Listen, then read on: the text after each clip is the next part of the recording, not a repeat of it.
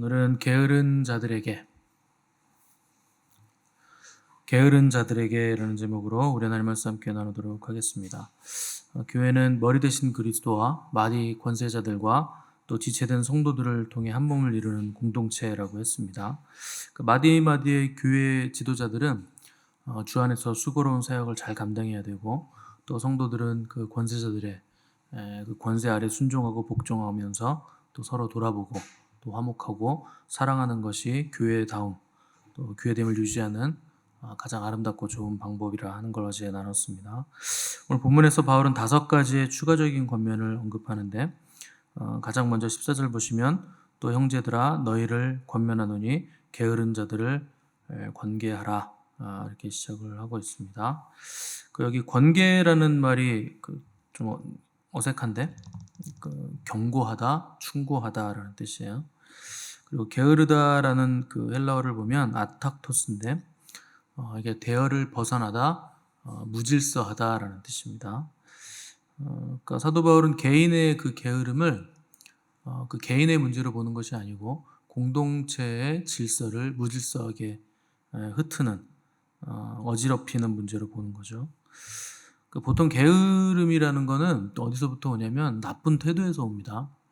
그래서 복음서에 보시면 한 달란트 받은 그 악하고 게으른 종이 나오는데, 왜 게을렀느냐? 주인에 대한 왜곡된 감정과 그 왜곡된 잘못된 생각으로 나온 잘못된 태도, 그것 때문에 게으름이 나온 거예요.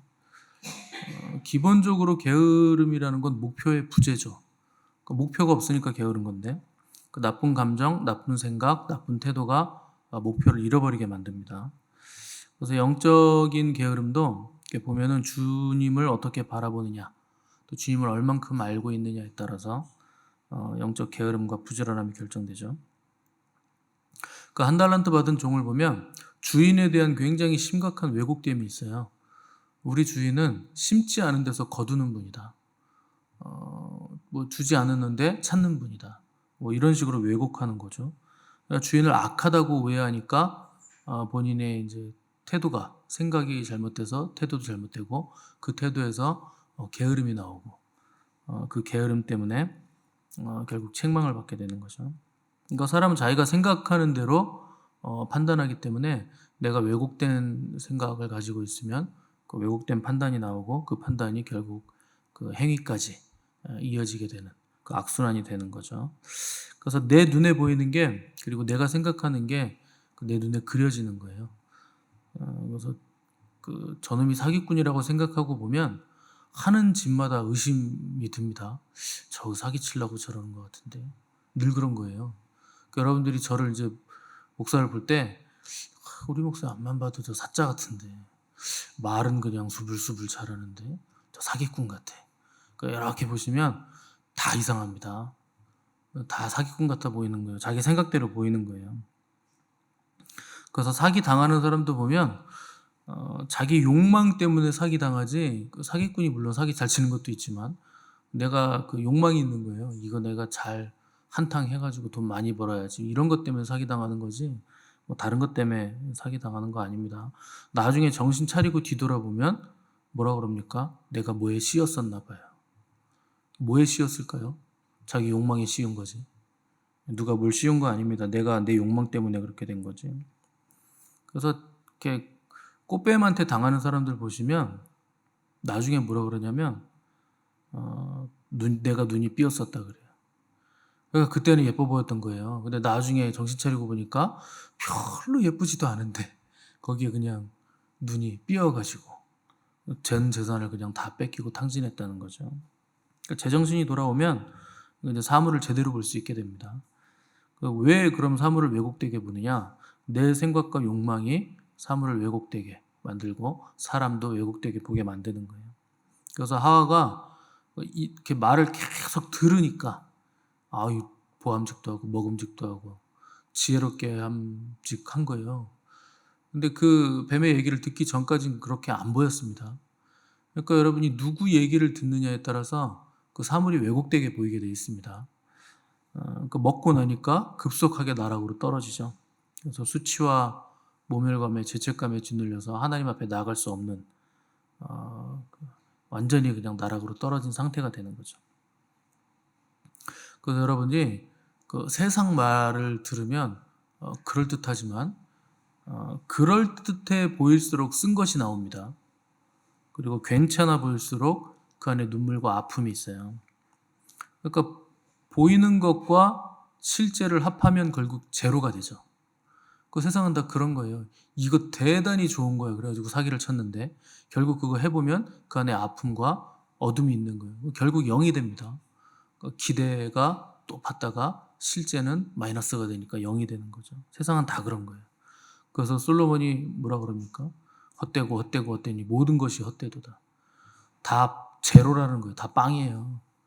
엄청나게 좋을 것 같았는데 그만큼 나쁜 게 있다는 거죠. 이 데살로니가 교회 성도들은 복음을 짧은 시간에 듣는 바람에 그 주님 다시 오시는 재림에 대한 이해도도 굉장히 낮을 수밖에 없었죠. 그래서 주님이 다시 오시는데 우리가 굳이 뭐 이렇게 열심히 일하면서 세상에서 살 필요 있냐 이렇게 생각을 한 건데 이게 이제 어린아이 신앙입니다. 어린아이 신앙이라는 건 생각하는 게 어린아이와 같다는 거예요. 그러니까 바로 눈앞의 것만 본다는 거죠. 깊은 생각을 못하고. 그러니까 주님은 세상 끝날까지 너희와 항상 있겠다고 하셨기 때문에 일상을 살아가면서도 우리와 함께 계십니다. 일상에서도 우리와 함께 계시는 거예요. 우리가 굳이 뭐 흰옷 입고 모여가지고 예배만 드릴 때만 우리와 함께 하시는 게 아니고 내 삶 전체에 주님은 항상 함께 계시는 거예요. 그래서 일상 속에서 삶의 자리에서 그리스도인으로서 존재하는 것 그러기 위해서 힘쓰고 애쓰는 삶이 주님과 동행하는 삶이 훨씬 더 아름답고 복된 삶이라 하는 것을 깨닫지 못했다는 거죠. 근데 우리는 늘 특별한 것이 있었으면 좋겠기 때문에 늘 주님을 만나도 초자연적인 것으로 만나면 좋겠는데 그게 다 속는 겁니다. 왜곡되는 거고. 그래서 은사자들은 꼭 뭘 하냐? 주님이 이렇게 하라는 것 같은데 저렇게 하라는 것 같은데 이런 걸로 꼭 조정하려고 합니다. 그럴 필요 없어요. 그냥 그 사람이 주님 만나면 돼요. 그래서 누구 찾아다닐 필요도 없고 목사님한테 와가지고 꼭 기도받고 목사님이 나를 안심시켜주는 말을 들어요. 여러분 속이 시원하잖아요. 왜 그런 줄 아십니까? 주님으로 안심을 못하는 거예요. 그러니까 목사 찾아가서 좋은 얘기 들어야 되는 거예요. 내가 듣고 싶은 말 해줄 때까지 계속 물어봐야지. 이 목사님이 안 해주면 저 목사님 찾아가야지. 그래서 듣고 싶은 말 들으면 뭐가 됩니까? 똑같죠?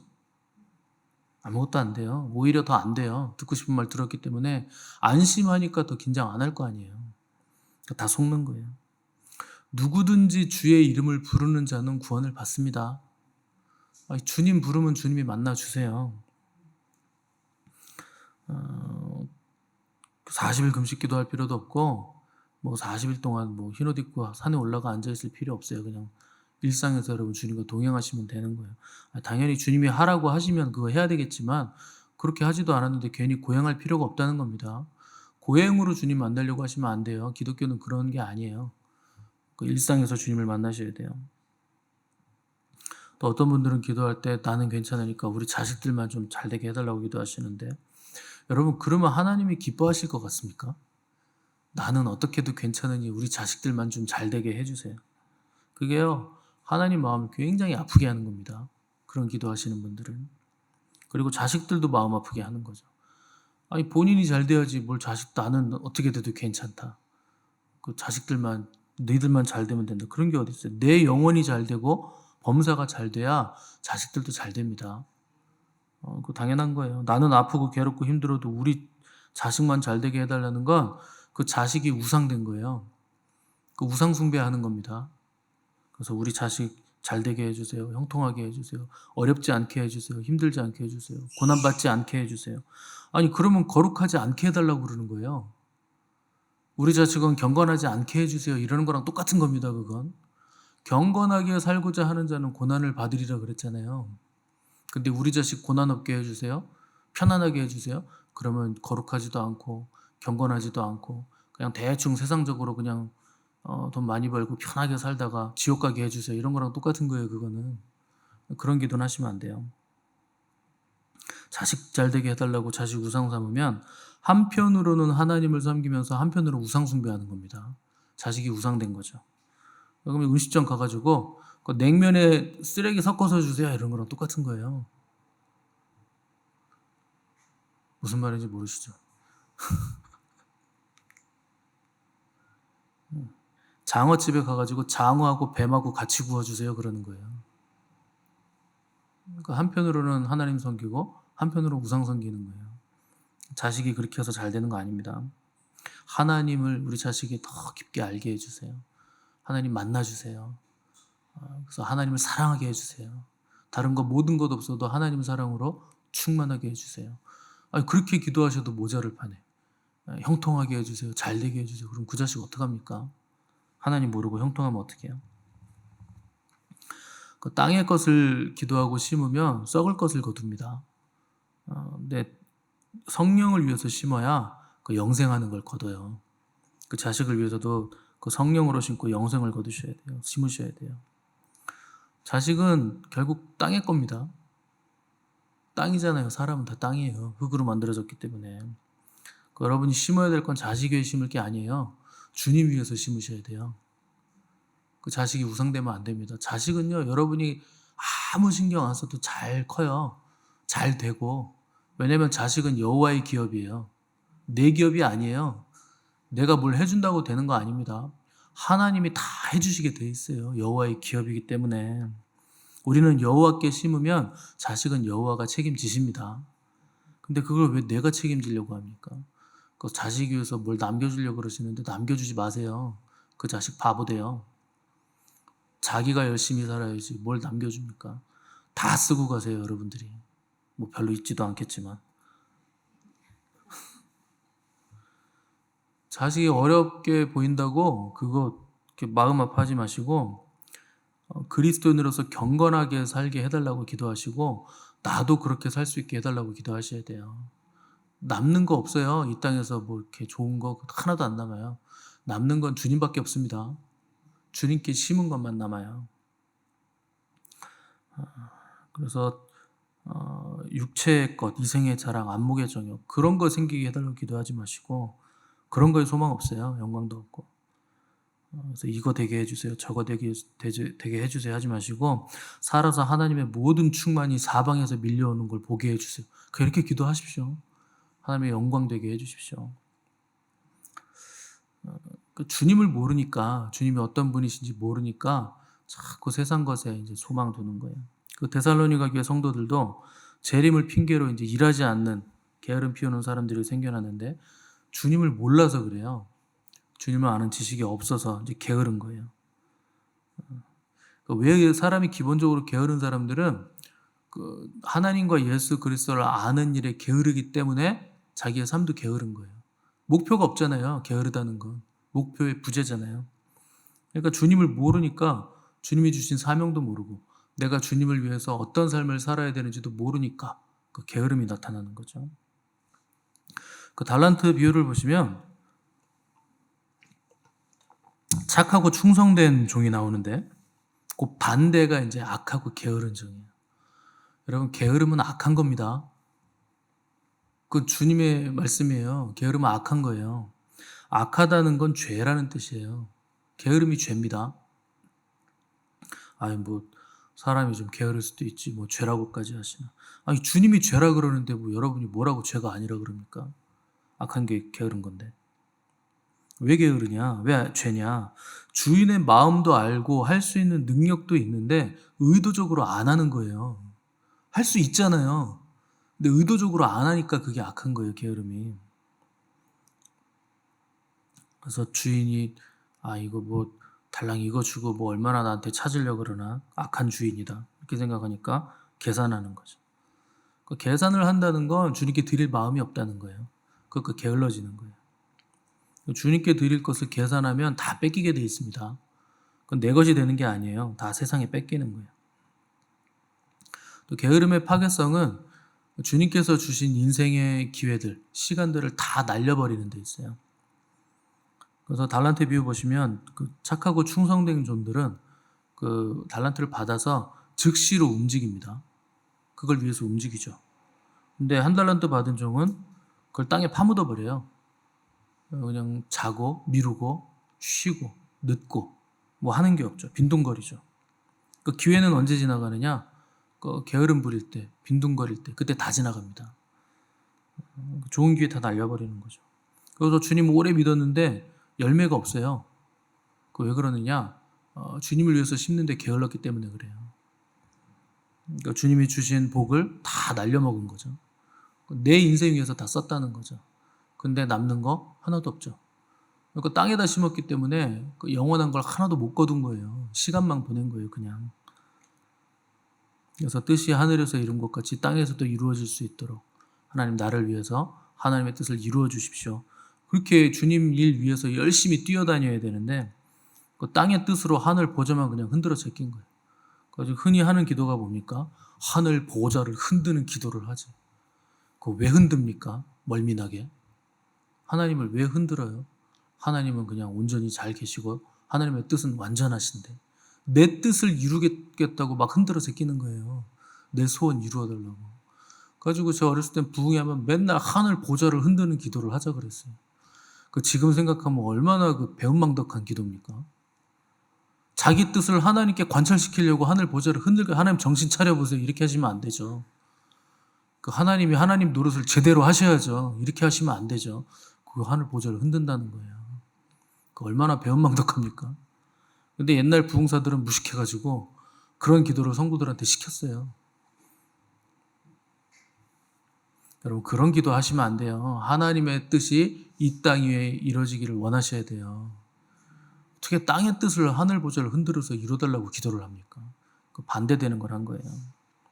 그래서 목회자도 주님을 말하지 않고 주님께 영광 드리지 않고 주님께로 양들 몰아가지 않으면 전부 다 사꾼이에요. 도적이고 강도예요.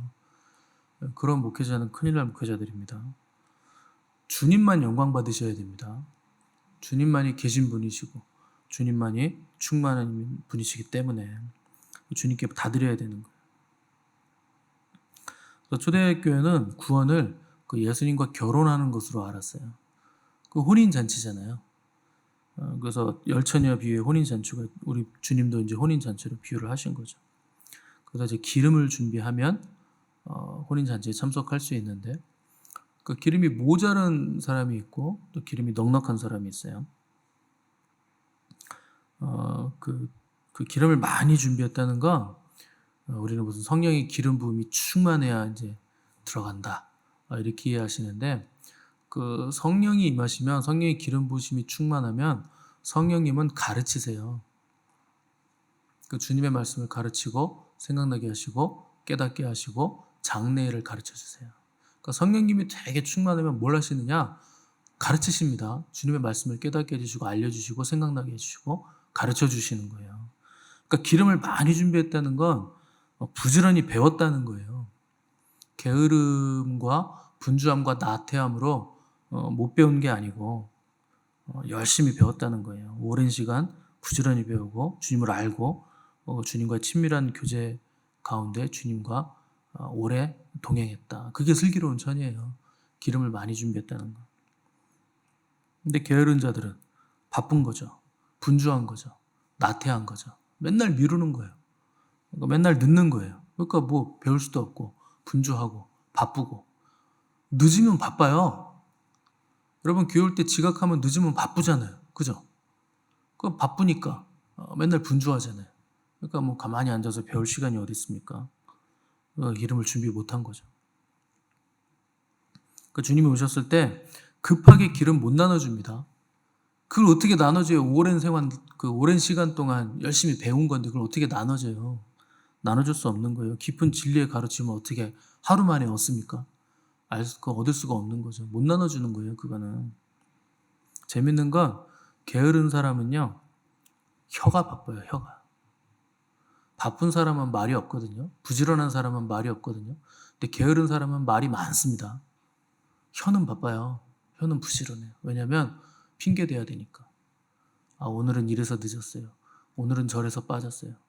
오늘은 아파서 그랬어요. 오늘은 누가 왔어요. 오늘은 뭐 오는데 갑자기 집안 담벼락이 무너졌어요. 오는데 하늘이 무너졌어요. 오다 보니 건물이 무너졌어요. 그래서 못 왔어요. 온갖 핑계를 다 댑니다. 그러니까 혀가 바쁘죠. 충성하는 사람은 말할 시간 없어요. 일하기도 바쁜데 무슨 말을 합니까? 여러분, 게으름은 악한 겁니다. 악한 건 죄예요. 그 주님이 죄예요. 주님 죄라고 하신 거예요. 죄는요, 어느 정도의 보상을 줘요. 어느 정도의 쾌락을 줍니다. 근데 성경은 하지 말라 그래요. 왜냐하면 여러분들이 죄를 지을 때 누구한테 죄를 짓는 거냐면 하나님께 죄를 짓는 거예요. 여러분, 죄 지을 때 그냥 막 짓죠? 그거 하나님께 짓는 겁니다. 우리 주님께 죄 짓는 거예요. 죄란 그런 겁니다. 우리를 사랑하셔서 자기 아들까지 내어주신 하나님께 죄 짓는 거고 하나님을 대적하는 거예요, 죄가. 무한히 선하신 하나님을 기만하는 거예요. 구원해 놨더니 하나님 앞에서 죄를 짓고 있는 거예요. 그 우리를 위해서 십자가에서 직접 피 흘려 돌아가신 우리 주님께 대적해서 주님께 죄를 짓는 거죠. 그게 죄예요. 여러분, 그런 죄를 짓고 싶습니까? 하나님과 주님 앞에 그런 죄를 짓고 싶으세요? 하나님을 대적하고 주님을 기만하는 그런 죄를 짓고 싶으세요? 저는 죄 짓고 싶지 않습니다. 어떻게 죄를 짓습니까? 그런 죄를. 물론 저라고 죄를 안 짓겠습니까? 생각으로는 무수히 죄를 짓죠. 행위적인 죄를 짓는 건 그건 뭐 할 말이 없고, 죄가 행동까지 된 건 구조화된 거기 때문에 약간 많이 회개하셔야 되는 거고, 대개는 이제 생각으로 죄를 짓는데 회개할 수밖에 없죠. 많이 회개하셔야 돼요. 왜냐하면 날 위해서 십자가에서 죽으신 주님을 슬프게 하는 거기 때문에 죄라는 거. 그래서 여러분, 죄는요 철저히 관계적인 문제예요. 주님과의 관계가 어떠하냐, 하나님과의 관계가 어떠하냐, 이게 죄입니다. 근데 여러분, 게으름은요 죄예요. 주님과의 관계성 문제예요. 게으름은. 여러분, 그 예배 시간에 늦는 걸 우습게 여기시는데 그 주님과의 관계성 문제입니다. 그게 죄예요. 제가 웬만하면 이런 얘기를 안 드리니까 여러분들이 아주 그냥 쉽게 늦게 오시는데 주님과의 관계성이에요. 그래서 주님하고 인격적인 관계가 깊어질수록 죄 지을 수 없게 되죠. 죄는 예수님에 관한 것이에요. 복음도 예수님에 관한 것이에요. 구원도 예수님에 관한 것이고 영생도 예수님에 관한 거예요. 여러분의 게으름도 예수님에 관한 거예요. 나태함도 예수님에 관한 겁니다. 전부 다 우리 주님과 관계 있는 거예요. 그러니까 놀랍고 아름답고 이루 말로 다 형용할 수 없는, 표현할 수 없는 예수님을 아프게 할 수는 없는 거잖아요. 주님과의 관계가 있으면 그런 생각할 거 아닙니까? 여러분은 안 그러세요? 여러분도 그러실 거 아니에요. 주님을 사랑하는 만큼 그런 생각을 하실 거 아닙니까? 그래서 주님과의 관계가 깊어질수록 충성하는 거예요. 죄 지을 생각이 들지 않는 거예요. 자동되게 돼 있어요, 여러분, 거룩은. 주님과의 관계가 깊어지면 자연스럽게 되는 거예요. 어떻게 그분 앞에서 죄를 짓습니까? 알 수 없는 거죠. 여러분들이 누구인지를 아셔야 됩니다. 그 주님이 나를 위해서 어떤 일을 해주셨는지를 아셔야 돼요. 무엇을 위해 태어났고 어떤 소명을 위해서 부르심을 받았는지 여러분 깊이 생각하시고 주 앞에서 정결함과 거룩함과 주님을 사랑함으로 우리 믿음의 경주를 인내함으로 완주하시는 복된 저 여러분들 되시기를 간절히 바랍니다.